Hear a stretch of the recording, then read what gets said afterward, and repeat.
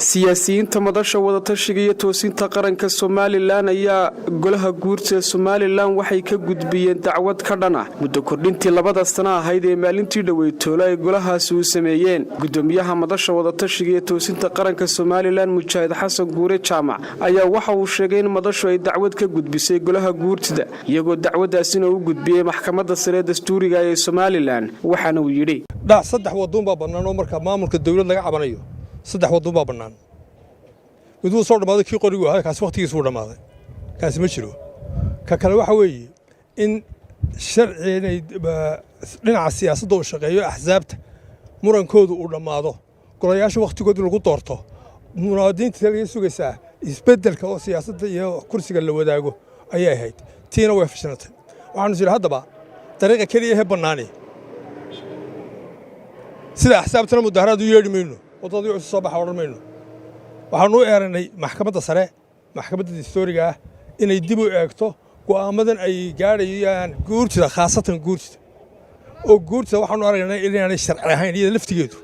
waxaan sharci ahayn sharci ma samayn karo dad muwaadiniina bay ahaa 22 sannadood bay gaadhaysa marka imika lagu daro muddadan loo kordhiyey 22 sannadood 5 sannadoodna waxay idin afar qolo isbedelaan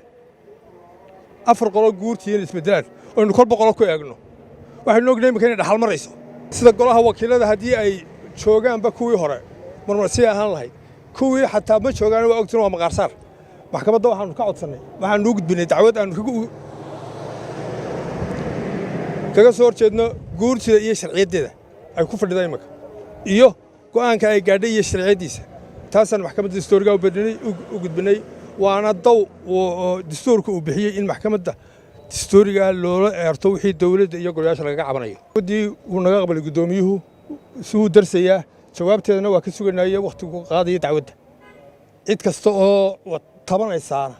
waa u bannaan tahay maxkamadda sare waa marinka keliya ee dal lagu badbaadin kara haddii ku kale qof waxaan ka leeyahay waxaan aanu muwaadin magac kasta aan la baxo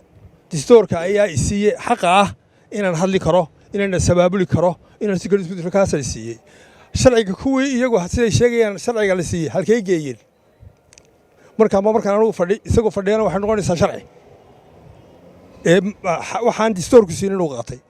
markaan anigu hadlo dastuurku siinaan hadlana iyo inaan sabaabulana sharci darku ku sheegaya ma uma arko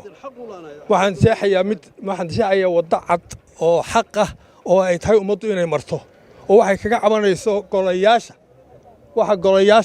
kaga cabanayso in maxkamadda sare loo gudbiyo maxamed aadan ismaaciil maxamed jiglan TV-ga caalamiga ee bulsho Hargeysa